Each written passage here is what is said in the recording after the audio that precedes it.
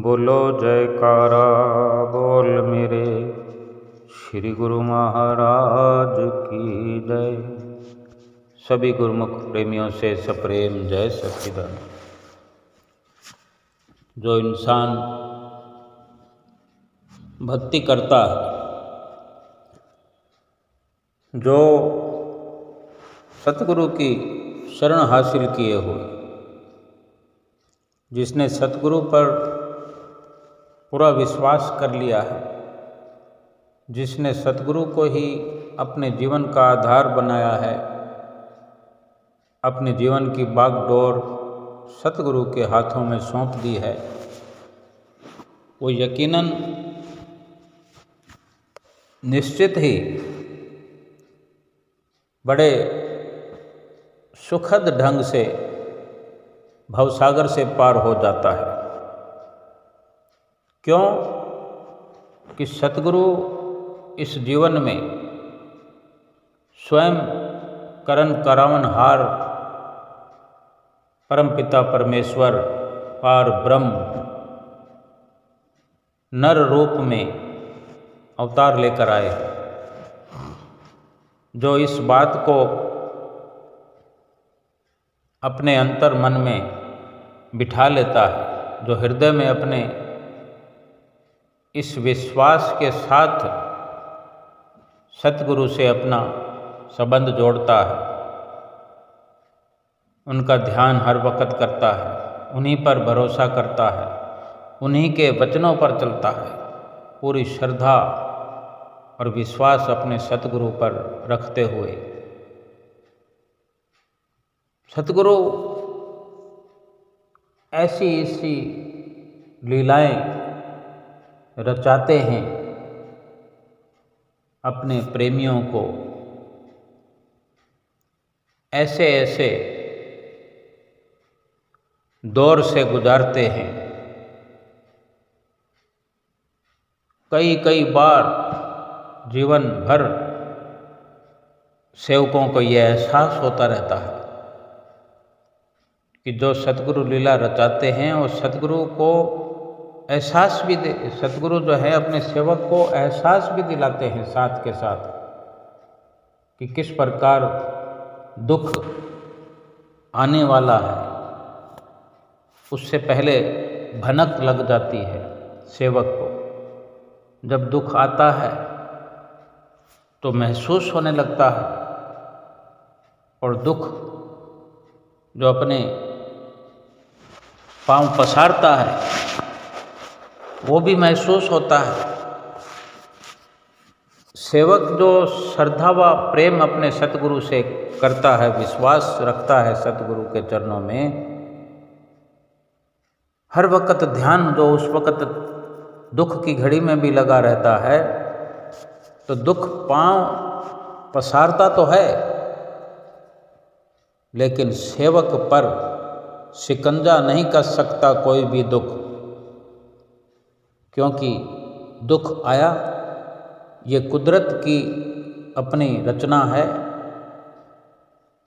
और ये दुख जो उसे भोगना होता है सेवक को, उसके जीवन में दुख का पदार्पण हो गया, लेकिन सेवक को केवल एहसास मात्र होता है कि दुख तो आया है, लेकिन मुझे दुखी नहीं कर पाया है, विचलित नहीं कर पाया है।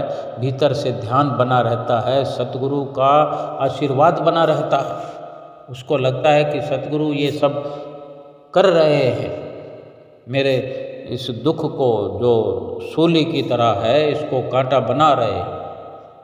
ये सतगुरु की अपार कृपा अपने सेवक पर रहती है कि सेवक ये महसूस करता रहता है। एक बार नहीं, अनेकों बार जीवन भर ये सिलसिला सेवक और सतगुरु का चलता रहता है।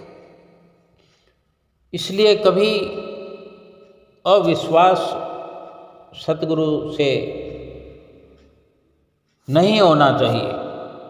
सेवक अपने अटल विश्वास के साथ सतगुरु के चरणों में लगा रहे। दुख आए सुख आए गर्मी है, सर्दी है, बरसात है, सब कुछ एक जैसा समझें। जितना जितना सतगुरु की आज्ञा में हम अपने आप को ढालते जाएंगे, हम अपने दुखों को कमज़ोर करते जाएंगे, दुखों को पूरा करते जाएंगे।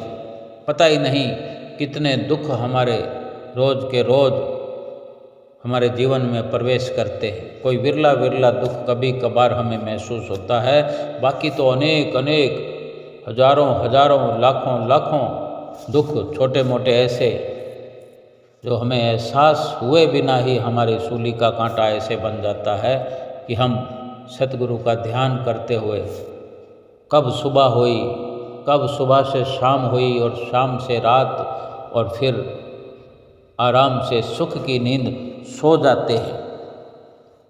सोते वक्त भी सतगुरु का जब हम ध्यान करते हैं तो ऐसे लगता है कि बैकुंठों से कहीं ऊपर हमारा स्थान है, सतगुरु की गोदी में हमारा सर रखा हुआ है और सुख की नींद सो रहे हैं। सुख तो यही होता है, जिस पल सतगुरु का ध्यान बना रहे, असल सुख तो वही है, क्योंकि उस सुख को आत्मा अनुभव करती है। संसार जो सुख चाहता है, जो सुख ढूंढता है, जिसे सुख मानता है, वो शरीर के समान है। वो शरीर को झूलों में झुलाना चाहता है और झुलाता है, लेकिन आत्मा उसकी चिरकाल से जो दुखी अवस्था में है, उसको सुख के झूले में झुलाने का उसको ज्ञान नहीं है, क्योंकि सतगुरु की शरण नहीं मिली। जिनको सतगुरु की शरण हासिल है और उनमें से भी जो सतगुरु पर अटूट श्रद्धा और विश्वास रखते हैं,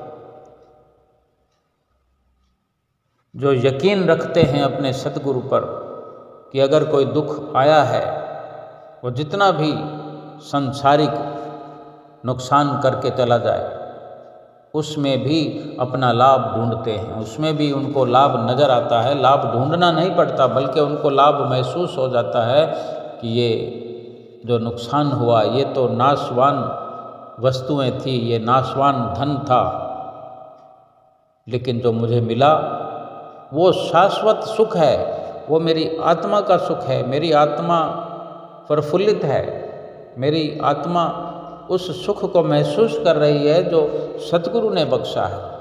चाहे कितना कुछ उसके लिए सांसारिक धन देना पड़ता है। हम देखते हैं जीवन के अंदर बहुत सारा धन कभी खर्च हो जाता है, कभी बीमारी पे पैसा लग जाता है, या कहीं और किसी भी तरह से। अव्वल तो सतगुरु के प्रेमियों को हल्के में सतगुरु ऐसी व्यवस्था करते हैं कि अपने सेवकों का धन अपनी हजूरी में खर्च करवाते हैं। कहीं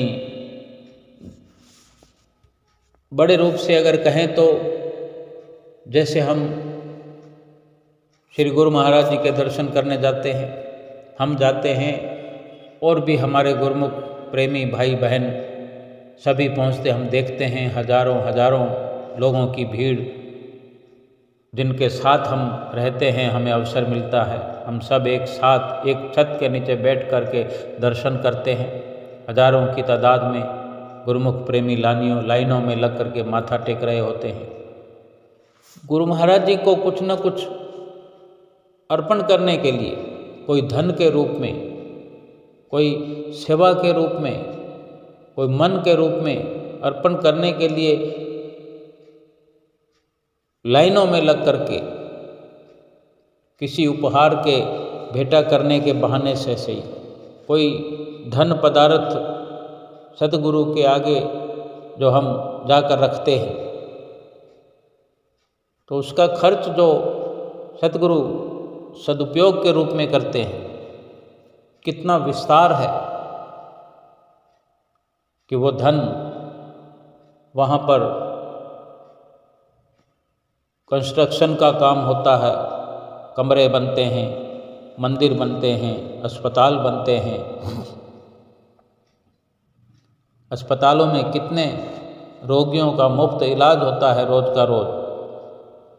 गुरुमुख प्रेमियों का तो होता ही है, आसपास के गांव वालों का, गरीब लोगों का इलाज होता है, उसमें हमारी सेवा जो शामिल होती है, ये सूली का कांटा बन रही होती है। हमारे दुखों का निवारण हो रहा होता है कि वहाँ किसी गरीब के शरीर पर आए हुए दुख को मिटाने में हमारा कोई पाई पैसा लग रहा है। ये श्री गुरु महाराज जी का उपकार है जो उन्होंने ऐसी व्यवस्था की है। वो सब जानते हैं कि किस प्रकार सूली का कांटा बनता है और हमारे शरीर पर वो दुख आने से पहले ही दूर हो जाता है। हम किस प्रकार अपने आप कर सकते हैं ये कि हम अगर अपने धन को खर्च करना चाहें तो कहाँ जाकर के किसको ढूंढते फिरेंगे कि हमने किसी का कर्ज देना है, हम किसी का कल पिछले जन्मों में कोई धन हथिया कर आए हैं, किसी को धोखा दे कर आए हैं, किसी को लूट कर आए हैं, किसी को ठग कर आए हैं, किसी से कपट किया है। किया तो अवश्य है, लेकिन आज इस जन्म में तो हम नहीं जानते ना।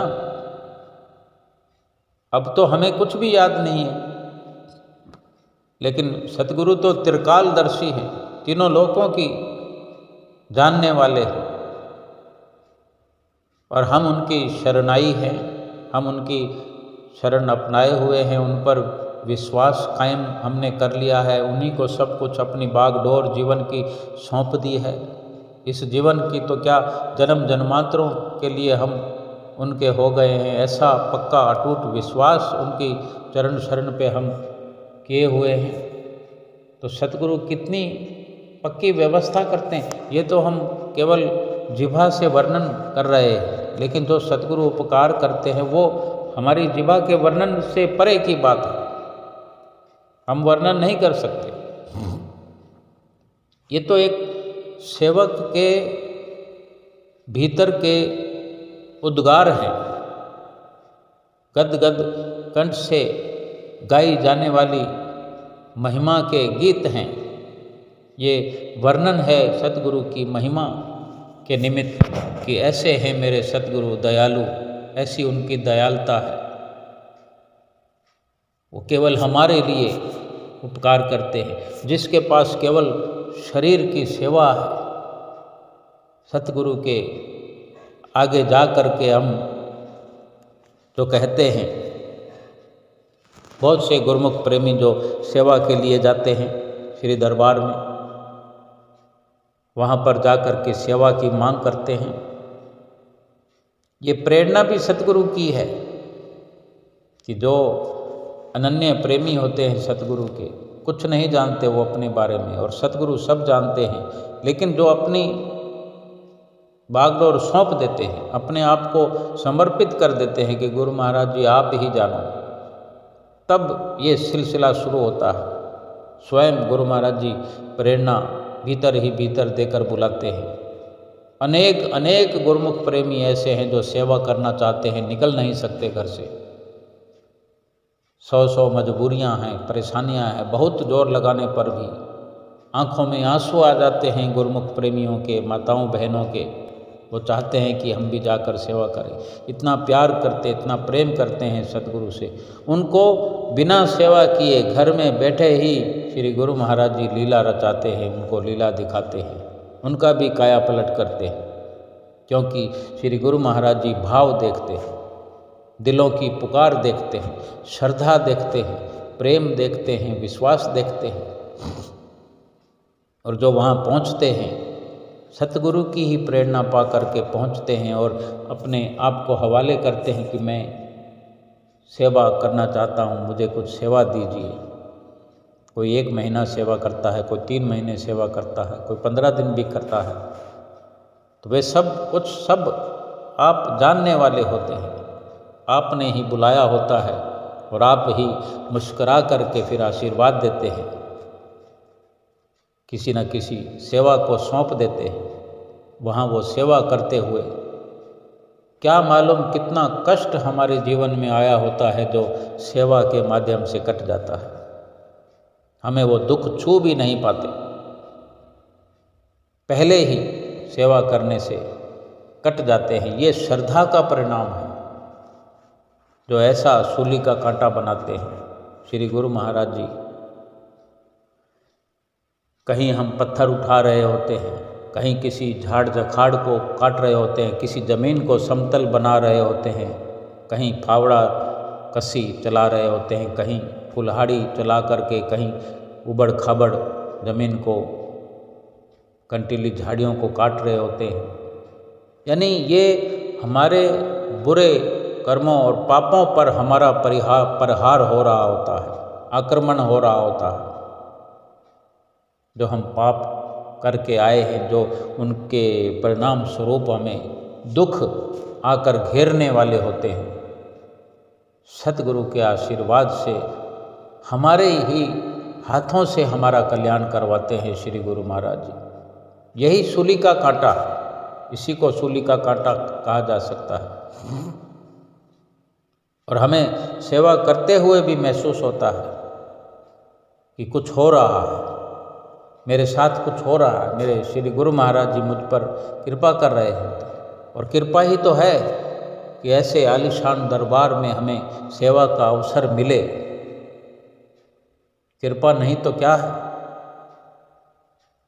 दिखने दिखाने को हम घर छोड़ कर गए, काम धंधा छोड़ कर के गए, रुपए पैसे की कमाई छोड़ कर के गए, अपनी मन की मर्जी छोड़ कर के गए और सतगुरु की मर्जी में जा कर के शामिल हो गए।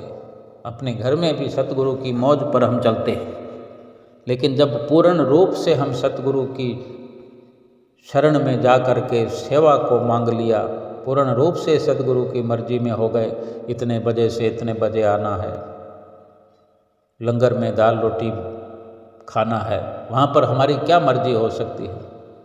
जो सब्जी बनी है वही खाते हैं। उसमें कुछ चुनाव कर लिया तो अलग बात है कि तंदूर की रोटी खानी है, तवे की रोटी खानी है, सब्जी खानी है कि दाल खानी है। ये भी कितना परोपकार है। लेकिन कहीं ना कहीं वो सतगुरु की मौज पे चलना हो गया कि जो कुछ मिला उसी को प्रसाद समझ के खाते हैं। कैसी श्रद्धा हमारे भीतर एक बड़ा रूप लिए हुए जब आत्मा को गदगद प्रसन्न करती है, दूर दूर तक दुख नजर ही नहीं आते फिर। और जब दर्शन कर रहे होते हैं, आँखों से दीदार कर रहे होते हैं, सतगुरु के सुंदर स्वरूप की ओर निहार रहे होते हैं, अनेक अनेक कष्ट ऐसे भस्म हो रहे होते हैं। ये भी एहसास उस गुरुमुख, उस सेवक को होता है जो श्रद्धा रखते हैं, जो सच्ची श्रद्धा और विश्वास रखते हैं।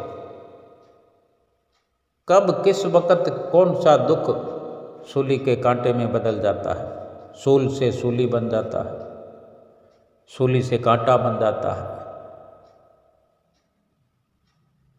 ऐसे ही एक दृष्टांत है कि किस प्रकार सतगुरु जो कि करण कराउनहार है। एक बार श्री गुरु नानक देव जी के पास एक साधु आया। साधु मतलब सन्यासी बना हुआ को भी साधु कहते हैं। श्रेणियाँ होती हैं। अब इसमें सब कुछ दृष्टांत में बताया हुआ है कि केवल भगवा कपड़े पहनने से भी साधु नहीं होता, साधु वाले विचार हो। साधना अपनी अपनी होती है। वो भगवा कपड़े पहने हुए एक साधु आया, तब गुरु नानक देव जी अपने घर पर कोई काम कर रहे थे। उनको देखकर उस साधु ने सोचा, इनकी वेशभूषा तो कोई साधुओं वाली, महात्माओं वाली तो नहीं लगती। सोचने लगा कि मैंने जो नाम सुना है गुरु नानक देव जी महाराज का, ये तो मुझे नहीं लगते। मुझे तो कोई त्यागी महात्मा की तलाश है, ये तो वो नहीं है। तो गुरु नानक देव महाराज जी से ही उस साधु ने फिर प्रणाम किया और उनसे पूछने लगे, मैं बड़ी दूर से आया हूँ, मुझे सच्चे ज्ञान की तलाश है। क्या आप मुझे किसी सच्चे और त्यागी महात्मा के बारे में बता सकते हैं? वे तो सब कुछ जानने वाले त्रिकालदर्शी कुल मालिक संत सतगुरु स्वयं आप थे। लेकिन जैसा उसने पूछा साधु ने, कुल मालिक संत सतगुरु किसी के सामने प्रकट थोड़ी करते हैं कि वही सच्चे संत हैं। तो गुरु नानक देव महाराज जी ने उस साधु को कहा कि हाँ बिल्कुल हम बताएंगे, बता सकते हैं कि ऐसे सच्चे महात्मा हैं जो आपको सच्चा ज्ञान दे सकते हैं। उस महात्मा का नाम गुरु नानक देव महाराज जी ने बताया उस साधु को कि भाई लालो है, जो लकड़ी का काम करते हैं, मिस्त्री हैं। भाई लालो उनका नाम है, फला जगह पर है, आप उनके पास चले जाओ। आप उनको जाकर कहना कि नानक ने भेजा है।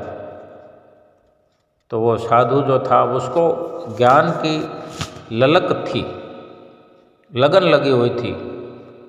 तो जैसे तैसे अगर भावना शुद्ध है, विचार शुद्ध हैं, तो कमियां पेशियां तो होती है, वो सब संत सतगुरु कमियां दूर कर देते हैं।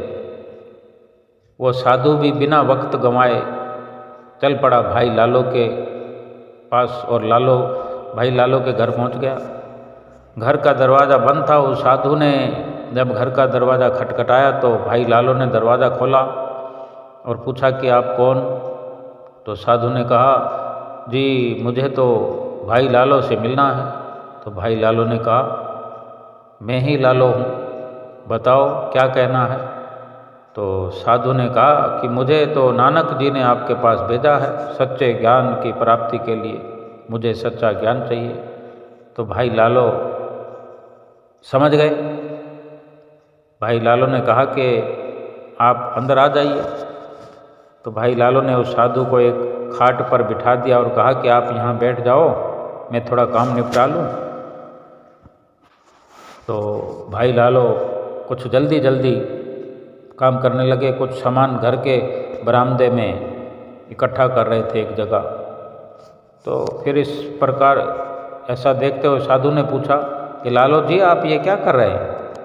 तो भाई लालो ने कहा कि आज मेरा जमाई अपने गांव से जब दूसरे गांव जाएगा तो किसी दुर्घटना में उसकी मौत हो जाने वाली है। मैं उसके अंतिम संस्कार का इंतजाम कर रहा हूँ। तो साधु तो अभी खाट पर बैठा था, अभी तो देख रहा था, और जब ये सुना तो चौंक करके खड़ा हो गया और बोला, लालो जी ऐसा कैसे हो सकता है? आप कैसी बात कर रहे हैं? इस पूरे संसार में किसी में ऐसा धीरज नहीं कि मरने से पहले उसके अंतिम संस्कार का इंतजाम करे। और अगर आपका अपना जमाई है तो आपकी आंखों में तो आंसू नहीं निकल रहे। मुझे लगता है वो आपका जमाई नहीं कोई और होगा, दूर का रिश्तेदार होगा। तो भाई लालो ने कहा, मैं आपसे झूठ क्यों बोलूँगा, वो मेरा अपना सगा जमाई है। साधु ने कहा, अगर वो आपका अपना जमाई है तो आप उस दुर्घटना के बारे में उसको बता दो। उसको बोलो कि अभी अपने गांव से बाहर ही ना निकले, ना बाहर निकलेगा, ना कोई दुर्घटना होगी, ना उसकी मौत होगी। भाई लालो ने कहा कि ऐसा नहीं हो सकता, ये तो कुदरत का नियम है और इस नियम को चलाने वाला तो अकाल पुरुष है। मैं उसके काम में दखल अंदाजी नहीं कर सकता, जो होना है वो होकर ही रहेगा। साधु ने कहा, ऐसा बिल्कुल नहीं है, अगर आपको पहले से ज्ञान हो जाए तो आप उनको बचा सकते हैं। तो साधु की बात सुनकर भाई लालो ने कहा, आप फिजूल में बहस कर रहे हैं, अगर बचा सकता है तो फिर तू अपने आप को बचा के दिखा। साधु ने कहा, जी मैं आपकी बात का मतलब नहीं समझा। तो भाई लालो ने कहा कि मेरे घर के सामने जो पेड़ नज़र आ रहा है आपको, आज से 4 दिन बाद आपको उसी पेड़ से लटका कर फांसी दी जाएगी। मैंने तुम्हें बता दिया है, 4 दिन बाद तुम्हें फांसी दी जाएगी।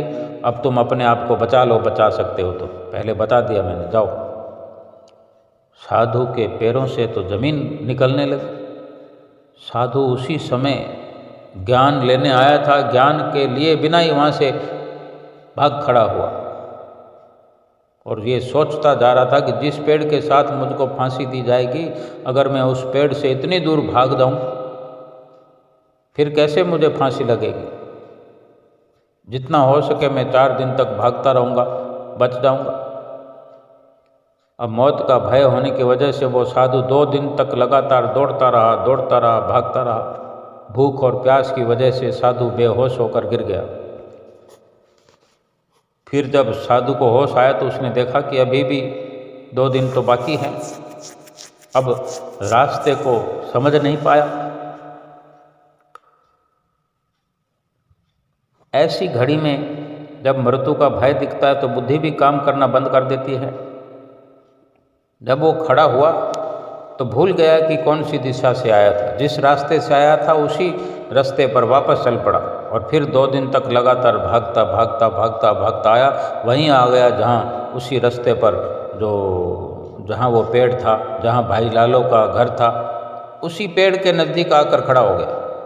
4 दिन लगातार भागने की वजह से इतनी थकावट हुई, हड्डियाँ कड़कने लगी थी और वहाँ आकर कुछ सोचता, ज़मीन पर बैठा, कुछ सोचे बिना ही बस उसको नींद आ गई और वहीं सो गया।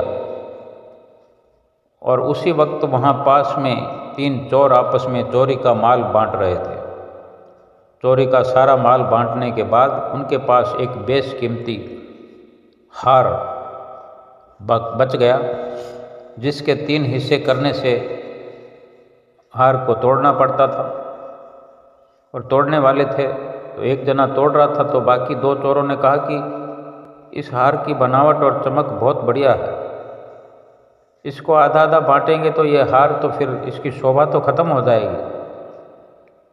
तो ऐसी बात कर ही रहे थे कि उनकी नज़र पेड़ के नीचे सोए हुए साधु पर गई।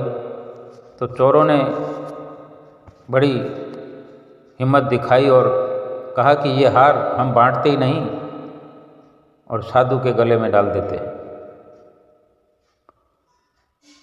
अब चोरी का माल था, एक हार अगर दे भी देंगे तो उनको क्या फर्क पड़ना था। लेकिन रचना तो भगवान की रची हुई थी और ये उपकार उनसे हो गया, प्रभु की प्रेरणा से। ये विचार आया कि साधु को दे देते हैं, जब ये जागेगा देखेगा कि मेरे पास बहुमूल्य हार आ गया है तो इसका भी गुजारा अच्छा हो जाएगा। साधु के गले में वो हार डालकर चले गए। चोरी की खबर उस वक़्त पूरे गांव में फैल चुकी थी। जब हाकिम के वहाँ का जो हाकिम था उस राज्य का, तो उनके सैनिक जो थे चोरों को खोजते खोजते उस पेड़ के पास आए तो उन्होंने उस साधु के गले में वो चोरी का हार देखा। साधु तो अभी जागा ही नहीं था, लेकिन उस हार को ढूंढने वाले आ गए सिपाही और उसको आकर उठा दिया, उसे गिरफ्तार कर लिया। गांव का हाकिम भी फिर वहां पहुंच गया। अब पुराने समय में जो चोरी की बहुत सख्त सज़ा होती थी, हाकिम ने वहीं देखकर ये वहाँ खड़े खड़े ही साधु को सज़ा सुना दी। हाकिम ने अपने सैनिकों को बोला, चोरी का माल इस साधु के पास से बरामद हुआ है, इसलिए इसको इसी पेड़ के साथ लटका कर फांसी दे दी जाए। अब साधु ये देख सुनकर हक्का बक्का रह गया। उसने अपने बेकसूर होने का बहुत दावा किया, मगर सैनिकों ने एक न सुनी। जब साधु को फांसी देने का इंतजाम कर दिया गया तो हाकिम ने उस साधु से पूछा कि तुम्हारी कोई आखिरी ख्वाहिश है तो बता दो। साधु ने कहा कि यहीं पास एक घर में भाई लालो रहता है, मैं उससे मिलना चाहता हूँ।